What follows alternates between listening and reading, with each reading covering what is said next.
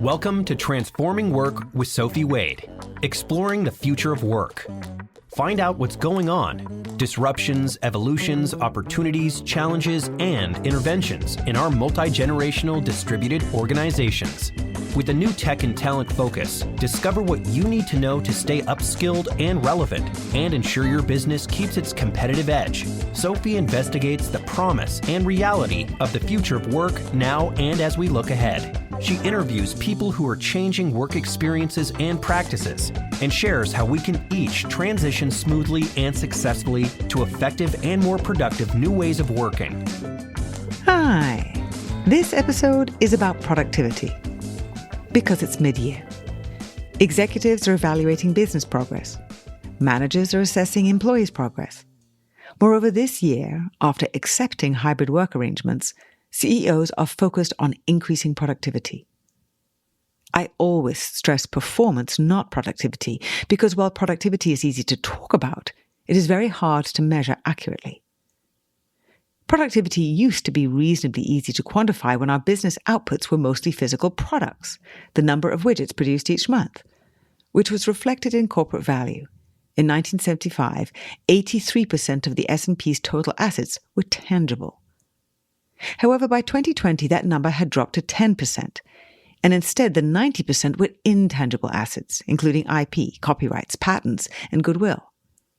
With the growth in service businesses, knowledge work, and technology advances in utilization, specific monthly outputs can be hard to quantify. Or, rather focused analysis and selection of suitable metrics are now required to establish the appropriate means for assessing periodic results for each discipline, team, and individual. Sales conversions may be easiest to measure if the sales cycle is short and requires only one person's efforts. What about much longer, complex sales requiring team efforts? What about engineering and product development teams? How can individual productivity be quantified in these areas? I'm delighted to be talking with Jenny He, founder, CEO, and licensed contractor at Urgion, a construction company making home renovation easier and more accessible for consumers and contractors. Urgion has an all-remote team and utilizes technology to improve how people work. Urgion recently won a Forbes Best Startup Employers for 2024 award. Hi, Jenny. How are you? I'm doing great. How are you? I am very well and delighted to be having this conversation. You were born in China. Actually, a place we've just discussed that I have been, Chongqing. I always start off at the beginning.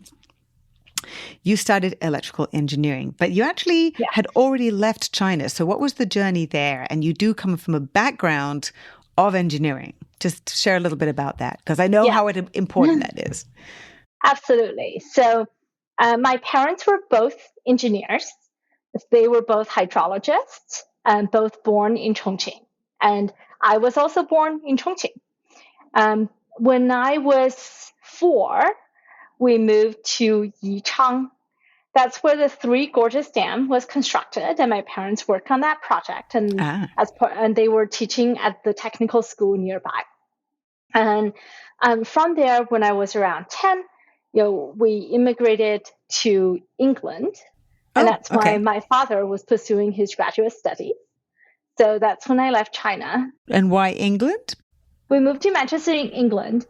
Back in 1993, there were very few opportunities for people to leave China, especially when you don't live in a coastal town. So for my dad, I think he met some visiting researchers who were working on the dam.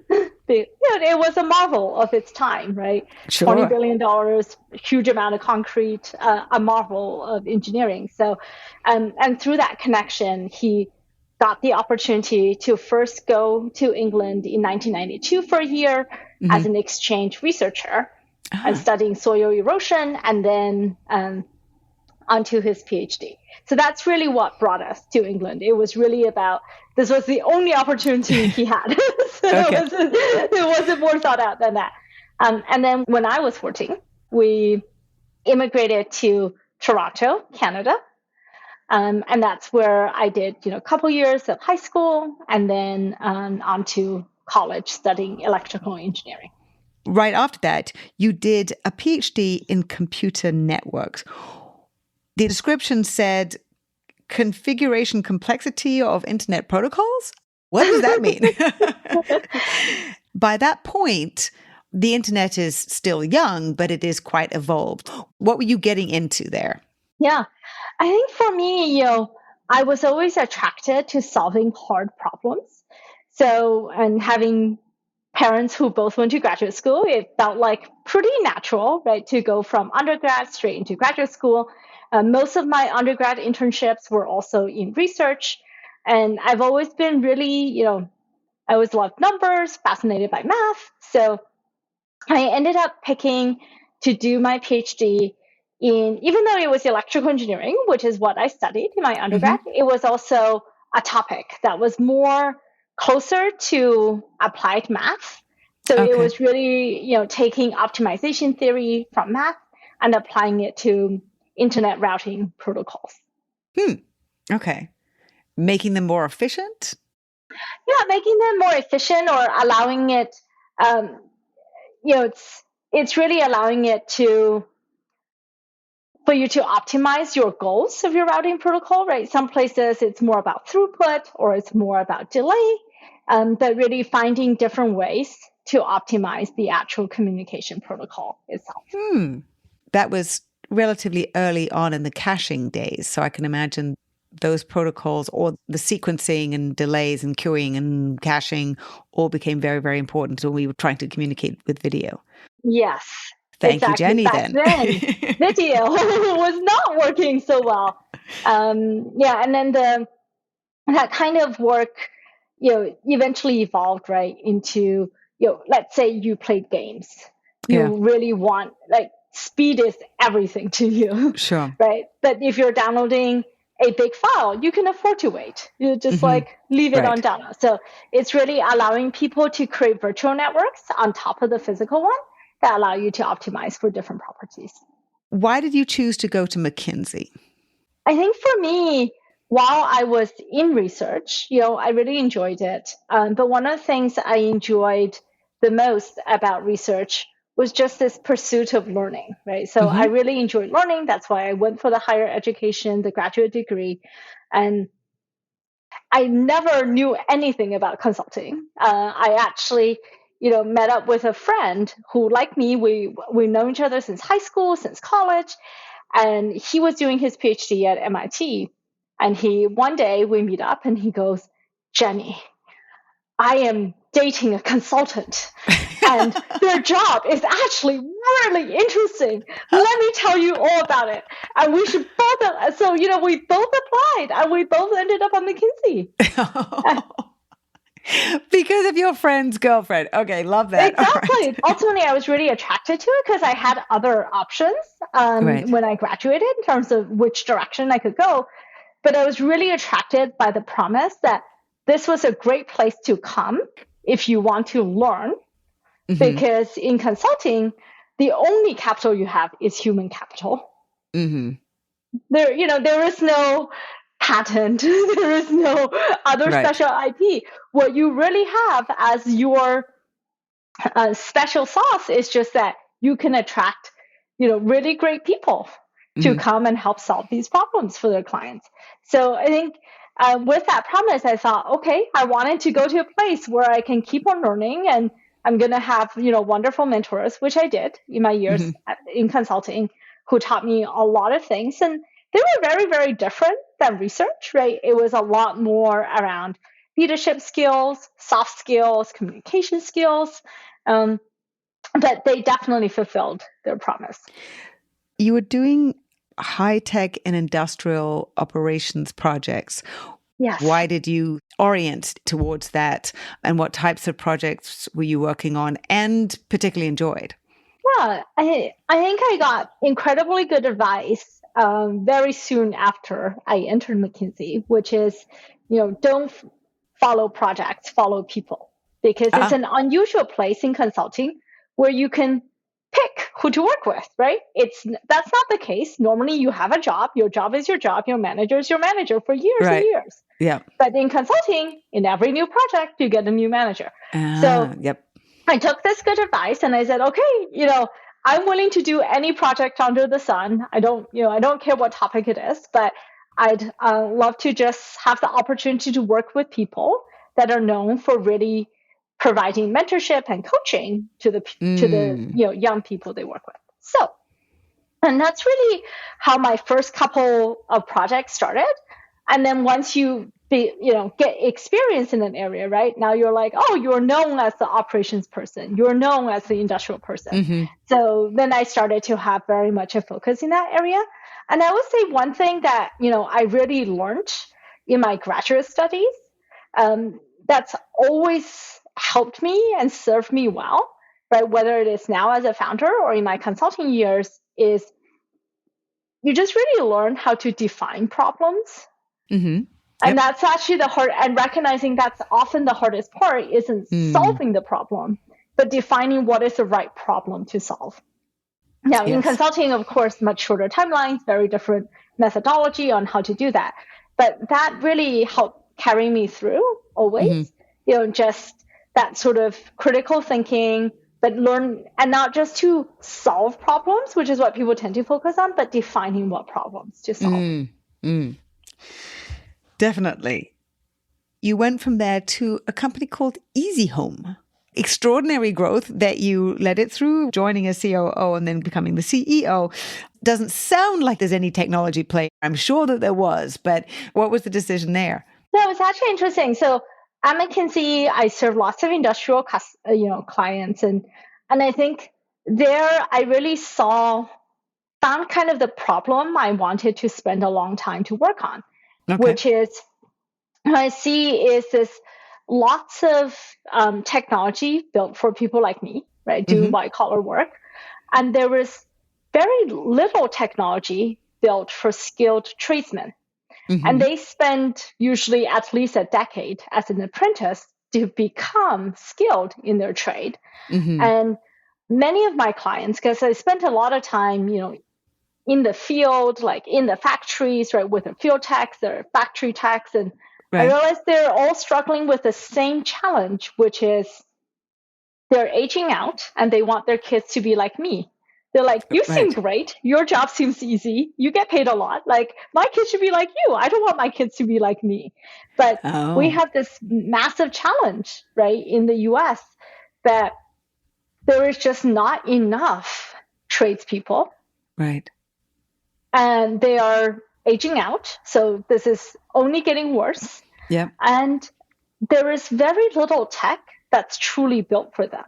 Okay. So when I was McKinsey, for example, one of the things I realized was this like very skilled, he spent like 2-3 decades becoming skilled as a field tech for an automotive company. He would drive 8 hours to troubleshoot a vehicle. And I'm like, what are you doing? Have you heard of FaceTime? It's magical. and then he tried it. And he's like, oh my God, it is magical. I don't have to drive 8 hours to go to some dealership to troubleshoot something. Right. I was like, why are you doing this? Right. But it really, and that was, already more than a decade ago when this incident happened. Yeah. But it really pressed on me this opportunity to build tech that's truly for people in the trade, to make their work easier, to make their more fulfilling. So perhaps more people would actually be interested in doing it. Yeah. And that's what brought me to Easy Home. So yes, we were a company providing gardening service to homeowners, but we actually built a lot of tech behind it, right? There was a field app that was doing dynamic routing, just like Uber has for their drivers. Okay. There was, very kind of a gamified experience for the people doing the gardening work. So it's like you check in, send your before photo. And here's you've got this checklist where it's like playing a game. You do all your things. You check out, send your after photo. There's also a lot of workflow automation that's invisible, right? How do you actually price a home and how it's the gardening without actually sending someone there, right, to look at it. So there's actually a lot of tech in it, even though it's non-obvious, and very similar to my current company now. Did you get to the point with Easy Home that you said, okay, now I know what I want to create? And how did you come across the founder of Odesk? Because having been in the workplace flexibility space for a long, long time, Odesk and Elance. Elance, exactly. Yeah. Odesk and Elance, exactly. They're the OGs of the... Exactly. They're the OGs. So you met one of the founders, and it was that the point where you said, okay, now we have the combination of the two people that we need, you and them. Yeah. So I actually met Odysseus at Easy Home. He was also the CTO founder of Easy Home. So for him, I think we came to the same place from different angles, right? Mm-hmm. For him, he's been, after his own CS PhD, he's been a CTO founder pretty much his entire career since the late 90s. So for a long, long time. And he's always been fascinated by how technology can change the way skilled workers work. So the first company he built was Intact, and it was for individual accountants. Still around, it was acquired by Sage. And then in 2003, he built Odesk, because then he thought, okay, let's go to the global workforce, right? How can we bring everyone together? And then after that, he thought the next frontier is to have something that also has to go into the skilled trades. So something that has a physical component that makes it, it's even harder, right? The tech needs to be even more mature to really bring some impact there. So that's why he started Easy Home with someone else. But that's how we met. What do you mean by more mature?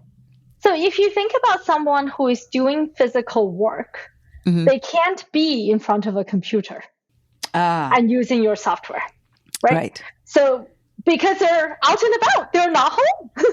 Their job site is not home, right? And the job site, everything's going on. There's tools, there is, materials, there's all sorts of things. So when I say more mature, what I mean is we're getting to a point where everybody has a smartphone. It's not just the early adopters. It's not even the mass market. It's like we have to get to a place where even the people who don't spend a ton of time with tech, right? They are also, it's like you're getting this like ubiquitous adoption of the smartphone. Got it. That's one of the pieces. I think the other thing is, speaking of video, I think it is very powerful as a communication medium, right? For example, we do video calls with our subcontractors that work in the field, and they're able to show us something, right? They can show us, hey, this is what's going on.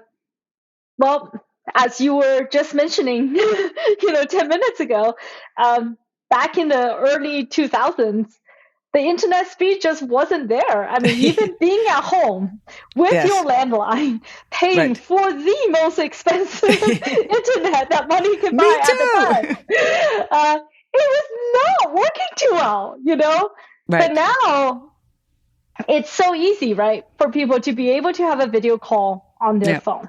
So that's what I mean by it's really a maturity of the infrastructure, the cost coming down, the adoption curves, all of it. So yes, you met him, and what was the vision that you came up with? Because you are a facilitator for all these contractors.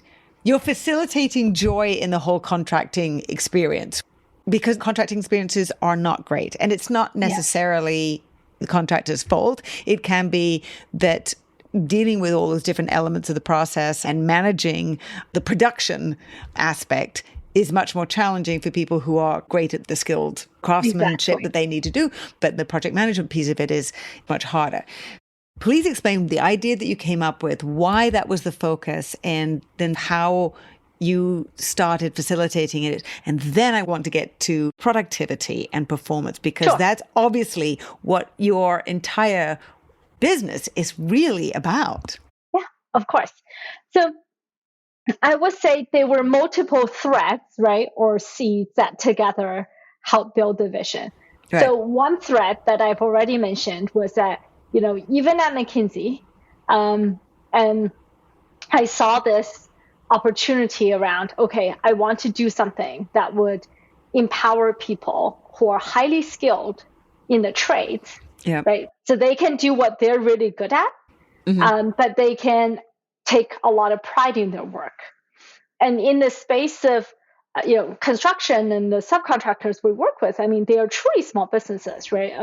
It's usually a guy, a truck, and his brother or cousin. That is the business. Okay. That's the most common thing. But if you think about it, I mean, they're entrepreneurs just like I am, except people think like being a tech entrepreneur is really cool, and a contractor, a little bit less cool, right? So I think there's a lot of joy and fulfillment for me to say, how can I empower them to take pride in their work, to grow their business? Yeah, because they're entrepreneurs too. It's what they do is just as hard, probably harder than what I do, right? So that's part of the thread that I was looking for. Yeah. And then on the other side of it, about 7.5 years ago, I renovated my own home, which is what you see in the background. Looks lovely. Thank you. And actually, it was interesting because unlike the typical sob story of how it's a terrible, awful experience, super overtime, super over budget, my experience was pretty good. I was pretty much on time, on budget, did the whole thing in 2 months. People were like, this is unbelievable. Never heard of. This is ridiculous. Like, how is that possible? Well, I had great help, right? So I had, a family member who is a contractor. That's cheating. But I got creative. He didn't live here in California. He lives in Toronto, Canada. Oh, okay. Yeah. And then my best friend's an architect, also lives in Toronto, Canada. But I was able to do so much with them in terms of the planning process, just like this, through video, right? And then it was actually just, cheaper to fly him here and have him help me with this project than hire someone local, right? But through that experience, it also made me realize, there is so much opportunity, and it doesn't even require like dramatic leaps of faith, right? In tech, like by using a lot of the tools we already have, like much more video-based communications and just good planning. What can you do before what else you can do, following the process, and like really just having that deep knowledge of how everything works, how do you get permits, etc., all of that. That's something I really wanted to bring to other homeowners, right? Because people were so jealous. They're like, "Oh my God, how did you do this?" I'm sure insane. They were. It's not fair. Okay, so you launch Ergion. Interesting name. Just have to ask, where does the name Ergion come from? Absolutely. So it's made of 2 little words, which I think captures really the mission or the vision of the company, right? So it's ERG or ERG, which means a unit of work. See, it's all about work. My daughter's a rower, so she uses the ERG machine a lot. Yeah. There you go. And then Eon, meaning a long time. So together, it's really just saying, we are looking to transform work. And then, of course, being in construction, hopefully you're building something that's going to last a long time. We met recently at Running Remote. I was intrigued by the discussion and your answers, particularly about productivity. I typically shy way away from any discussion about or focus on productivity because it's not a criticism, it is an observation and it's a reality that most people aren't aware, haven't learned what measure of productivity is relevant and appropriate for a particular team, for a particular division, in order to be able to measure outputs or whatever, the measure of labor outcomes as they progress. I can understand now why, with what your company is focused on, what you have created, one, to be able to measure the performance, quote, the productivity of these contractors, because that is how your business will succeed or not, because they have to be achieving what they're going out there to achieve. And secondly, how you have learned from growing Ergion and what that has meant in terms of growing understanding performance, what the metrics are as you're doing it with your own company and growing fast and in a very distributed way? Yeah. So I think, there is a very simple way to measure an outcome of a construction project, right? Yeah. Did you build what you were supposed to build? Yeah. And was the customer happy with it? So that's sort of the simplest, there's like sort of a voice of customer component, and then the outcome component.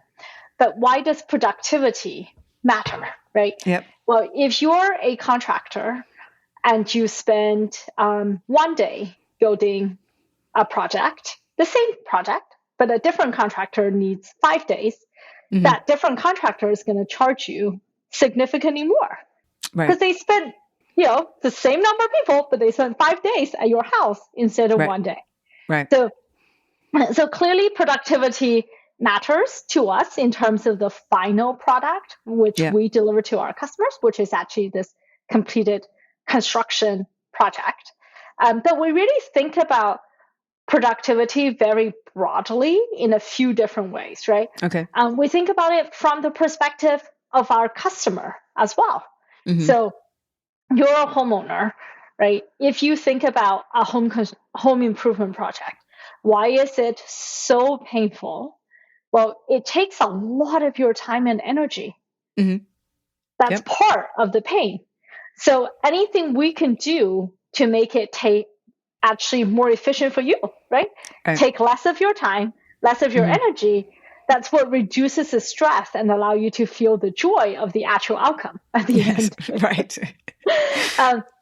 So we think about it a little bit from that perspective as well. So part of the customer experience we measure, of course, we measure, are they happy? That's the ultimate measurement, right? But we also measure things like, what's our turnaround time to get them a quote?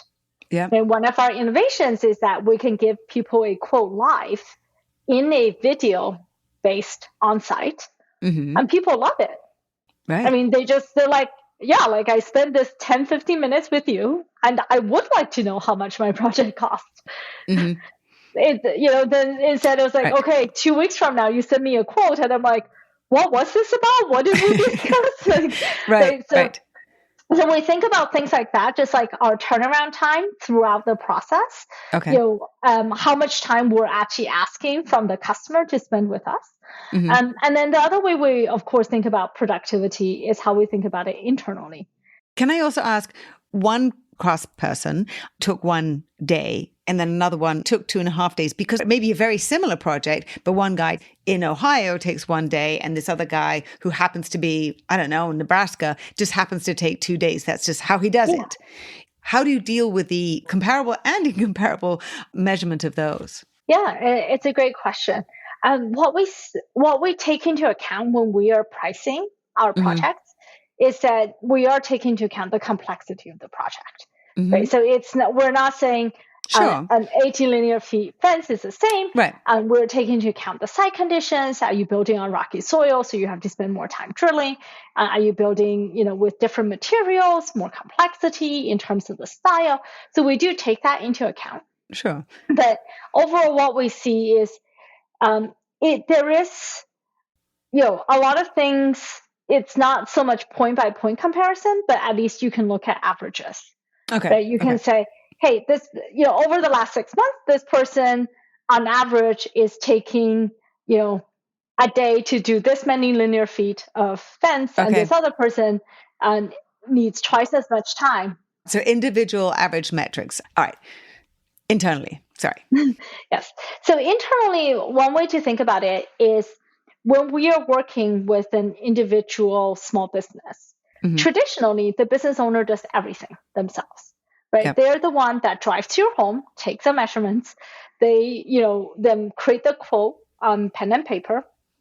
They do all the communications with you, the calls, the texts, etc. Right? They also go to the store, handpick the materials, waiting checkout, all of that, right? It is all the same guy that they're doing all of that. They deal with the billing, collections, in addition to actually constructing the project, right? So what we're actually doing is taking on, about 70% of this front and back office work they would normally do, so that they only do the project itself. They only do actually what they're really skilled at doing. They're doing much less of the stuff which they really probably hate. Right. So one analogy is that we're trying to kind of create a scalable factory, but no one's co-located. Yep. Right. Okay. So it's still, from the beginning to the end of the project, you have, if not 100, at least dozens of processes that happen, right? There is design and speccing. There is the actual measurement. There is making the quote. There is, some back and forth and iterations on the quote. Because the customer talks to their partner, and the partner's like, oh, I don't know, I think I want this, right? And then there is always some back and forth. It's natural, right? And then on the other side, you still, have to work on permits. You have to, source the material, put in the order, get the material. And that's the critical path, which you have to be identifying, right? Exactly. Now, what I think is really interesting is that for us, I think we're kind of like a virtual distributed factory, right? In the sense that we take a lot of these processes and we automate some of them using technology. And for others, right, we really try to find, scalable groups of people to perform the task. So we have a sales team, for example, right? Today they talk to the customer, they do the measurement, they do the quote, because technology has automated most of that process for us. Okay. Right? The technology has taken that construction knowledge, it's embedded in our tech, and so they're able to just do that. Previously, there used to be a whole team that just made quotes because they were the civil engineers that were technical enough to make the quote. Oh, okay. Right. There also used to be a team that made project drawings, but now all of that is automatically generated. Then we have project managers, which is a completely different role, right? And then we have a supply chain team that, calls in the materials orders, right, to the actual suppliers, et cetera, But it's really like taking what is a very complex process, breaking it down into steps, automating some of the pieces of that process, and then making whatever is left like pretty scalable, right? You have, when I think about hiring a salesperson, I'm thinking, okay, what do I want? I want someone with excellent communication skills, with prior sales experience. They need to have pretty good English skills. But actually, I don't need them to know anything about construction. I can teach them that. The intelligence is in the software, right? So, still, how do I know as I'm growing a company that how do I know if I hire 100 more sales people, right? Let's say I have 100 people now, I hire another 100 people. How do I know that I can actually produce the same amount of revenue, right? Or top line. Right. And that's only possible if I am measuring their productivity, at least at this aggregate level. Okay. And was it you who said that you see the unit of productivity as being the team rather than the individual? Yeah. So I think I said it depends on the function and also the maturity of the function. So right now, my sales team is over 90 people. So we can start to have actually more we can feel confident we're measuring the right thing, and both the input and output metrics, right? We're, and I said, we focus on the outcome. So if someone's outcome is good, like they're getting the closest we expect, we can focus on that. But if their closes are not good, we'll also look at, are you actually making phone calls at the times that we recommend, where it's easier to connect with people? What are your connection rates? Just something that simple, right? That's very much in their control. But there are many teams, which I call the non-scalable teams, where we're really much more looking at the team level. So in engineering, we are not so much looking at, as an individual, how many features did you deliver? We're really much more looking at, as a whole team, right? There is some sense of number of features, but also, hey, they were some business goals that were set that depended on automation of XYZ, or for you to deliver these value-added features. Did you deliver them? Did you deliver them on time? Right? And that's a bit more as a team. And we don't even separate very much engineering and product. Sure. It's really looking at it a little more holistically. We also have other teams in the company, like supply ops, because it's a small team. We're very much looking at the team level targets and productivity versus the individual, because I do believe unless you have, let's say 5+ people doing exactly the same job, they can't be having some different variants of the job. You're not really calibrating on anything yet. It's too early to measure. Very interesting observation. You really described how productivity can be effectively measured based on the specific role, the specific tasks and or projects that the group or the team or the individual is being assigned. On the panel, the conversation was about onboarding and how quickly somebody could get up to speed. There was a lot of discussion and debate about how that was best achieved. And you focused on the relationship. The two different comments. One was that when planning, we assume full capacity. So the question is, how fast does it take to get a new person up to full capacity? And you said it was based on the relationship. So I'd love you to explain if there are some typical elements of the process, because there's so many different types of teams, and then how you do it based on the relationship aspect that you commented on. Yeah. So, of course, there are a few different types of teams, but being fully distributed, one of the very important things we realized is very early on, we need to actually focus on teaching people how to work from home. It's not, you can't take it for granted. Right. You mean it has to be taught? Oh, please tell me more. So we often actually, our first day of onboarding is the same no matter what role you have. And it's very HR focused onboarding given by the HR team, which is teaching people things like how to use Slack, but follow best practices. Yep. How do we communicate?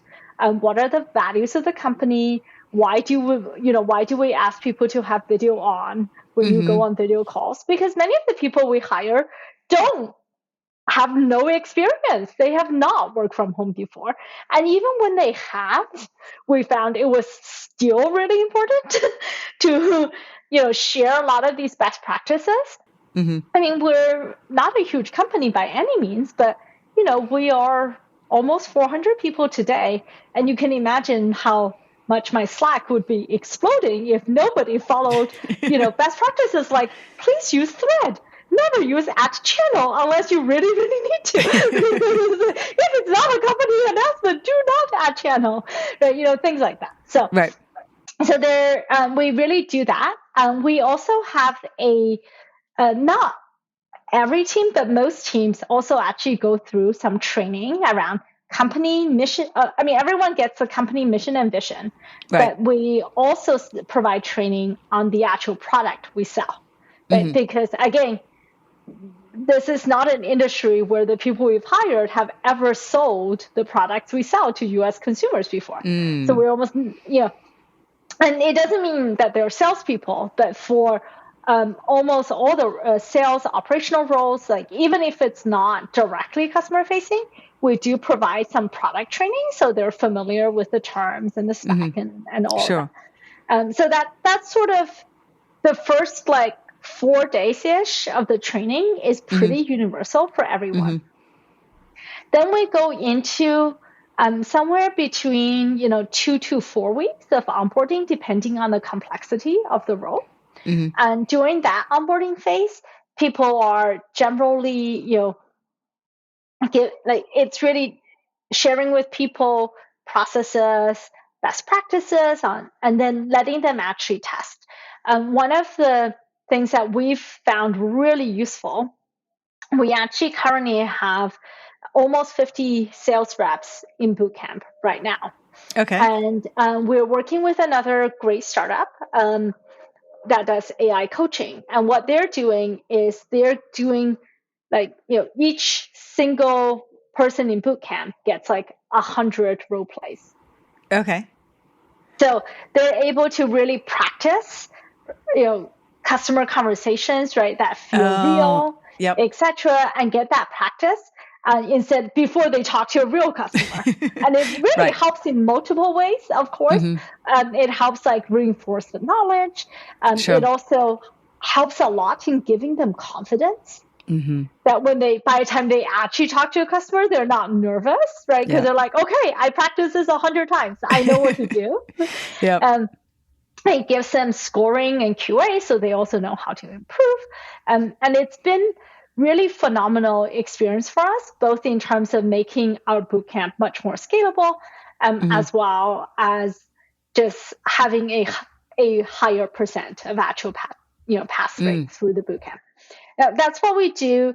Our project managers, customer service reps, all of them have a bootcamp that's like pretty similar to this. Okay. Right. So it's like I said, customer service rep, the role is a little simpler, a little more scripted. So just 2 weeks and 3 weeks, and then the others are more like a month long. Now, for very, very different roles like engineering, right? What we typically do is we also have them do a bootcamp, but then they're usually assigned an individual mentor. Okay.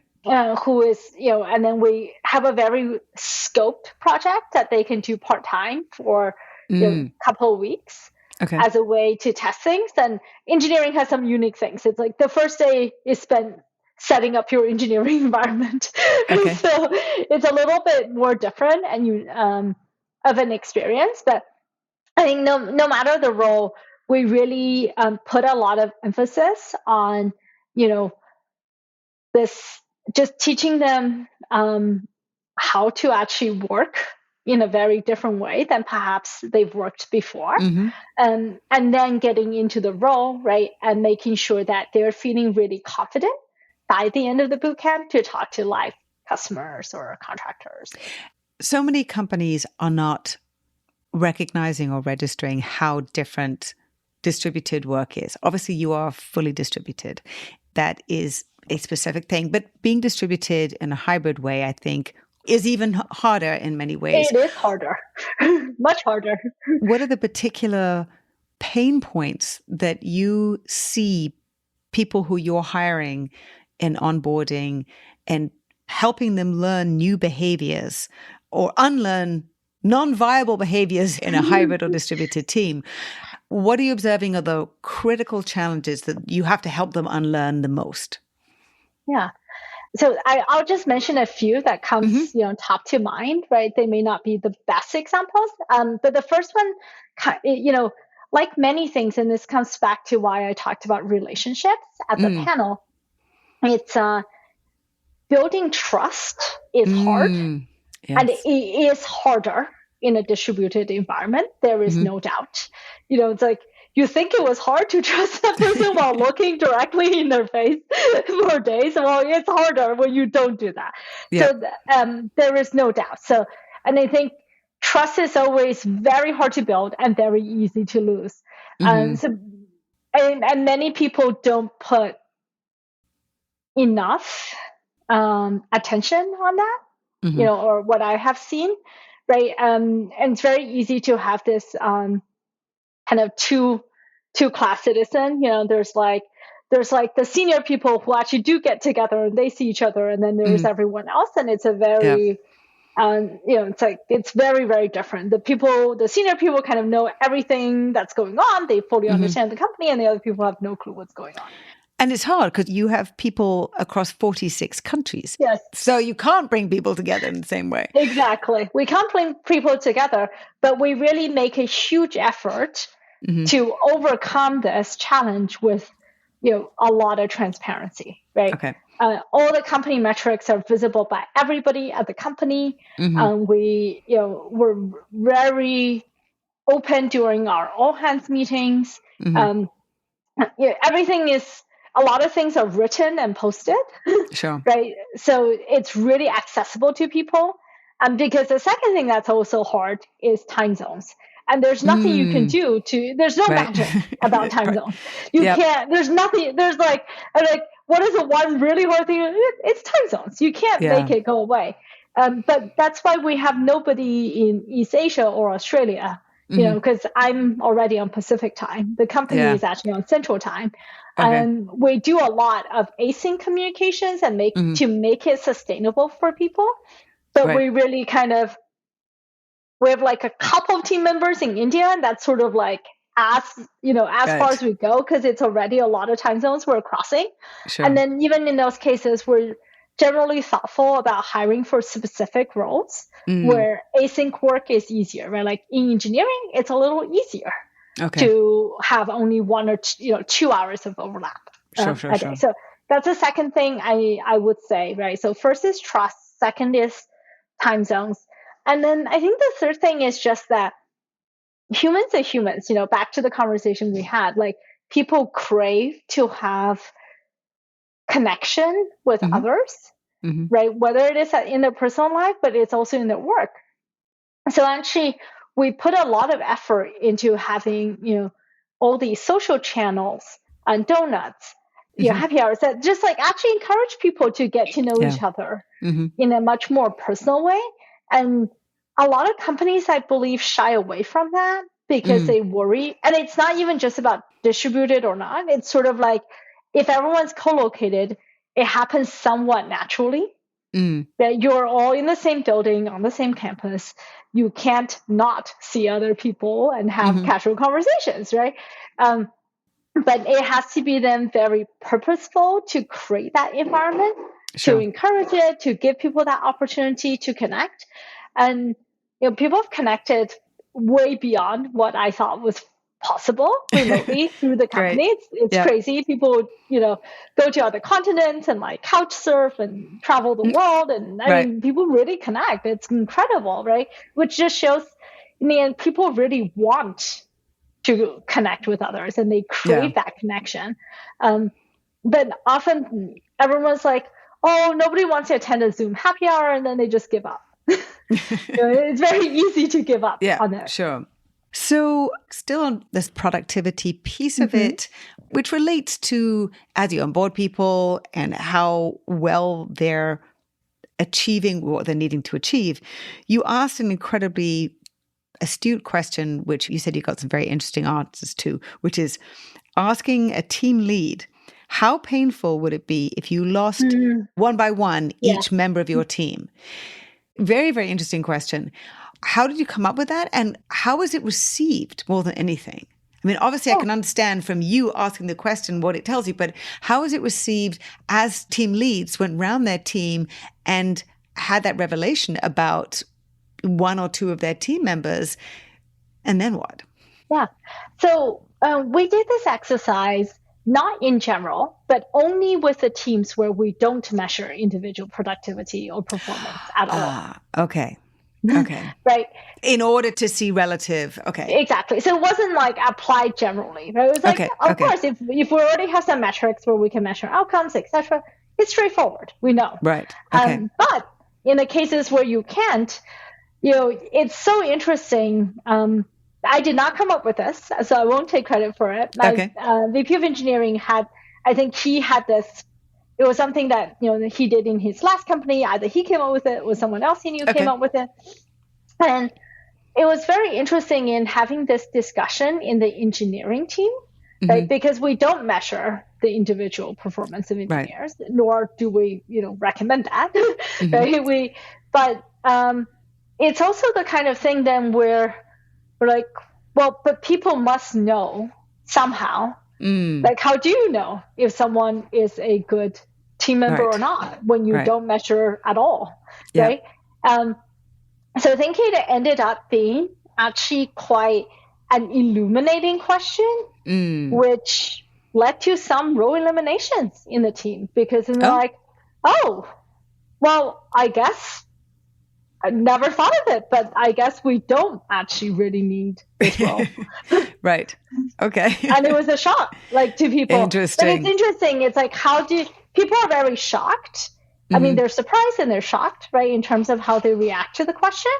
But ultimately, we had this conversation in the company maybe 7-8 months ago. We made some changes. And it's interesting that now the team actually feels they're able to have more output as a team while the team is smaller. Oh, interesting. To that comment about role elimination, you made a comment earlier about you had a civil engineering team and then you had another team. Both of those went away because of the technology. That's what's potentially ahead in terms of not roles being completely eliminated, but technology replacing portions of roles, which requires people to be changing what they do, maybe acquiring new skills, moving into different areas. Mm-hmm. How did you deal with technology replacing specific roles and groups? Was it reskilling, upskilling, letting some people go, or helping them move on to somewhere else? How did you approach that? Not total role elimination, but certainly lots of role changes and anticipating this movement. Yeah. So it's a combination of things, right, that we took into consideration. We have done some reskilling and upskilling. Mm-hmm. So some team members actually moved into different teams, and mm-hmm. most of them said they never would have considered, and in fact, into roles that pay better. However, they never would have reached for that role if their current role wasn't being eliminated because they were in their comfort zone, right? Right. We also, I think this is taking a page from consulting. So unlike, this is, I think, quite uncommon in companies, but we created an outplacement program where we actually provide support for people to find their next role. Okay. And often what we found through that experience was that it was a very empowering experience for people.